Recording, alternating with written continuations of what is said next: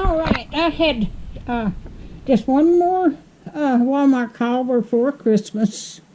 I needed some bread, and I got two things of macaroni salad. I thought I'd have that instead of cooking one of my dishes. And I needed some more sage for my dressing. I needed some bananas.